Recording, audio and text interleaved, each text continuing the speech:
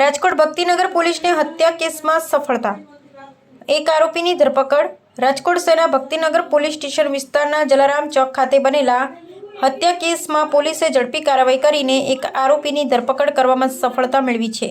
આ કેસ અંગે આજે એસીપી જાદવ સાહેબે પત્રકાર પરિષદ યોજી હતી। તેમણે જણાવ્યું હતું કે પોલીસ દ્વારા ઘટનાની સઘન તપાસ હાથ ધરવામાં આવી હતી, જેના આધારે એક આરોપીને ઝડપી લેવામાં આવ્યો છે।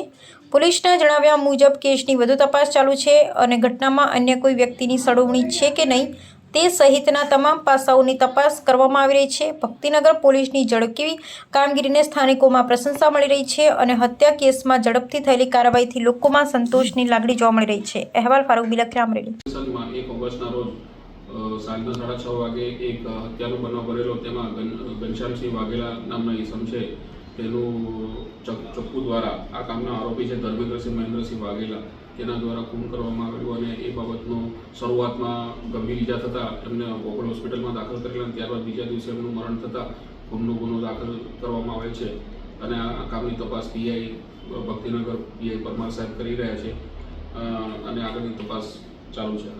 કારણ શું હતું?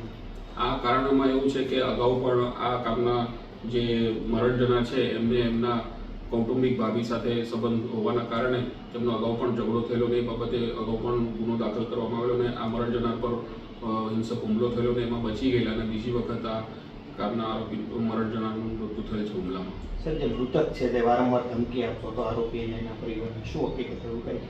મૃતક આ જે સમાધાન જે પહેલો જે કેસ થયેલો એમાં સમાધાન કરવા માટે દબાણ કરતો હતો, એટલે ધમકી આપતો હતો અને એને આ કામના જે મરણ જનાર છે એ અગાઉના જે ફરિયાદી છે ને એમના આરોપી છે ધર્મેન્દ્રસિંહ વાઘેલા, એના ઘરે જઈને ફોન વારંવાર કરતો હતો ને ઉપાડવાના કારણે એમને બીક લાગતા આ કામના આરોપીએ હુમલો કરીને એને એવું લાગ્યું કે મને માર નાખશે, એના પહેલાં આ આરોપીએ આ કામના મરણ જનાર ઘનશ્યામસિંહને માર નાખ્યો છે।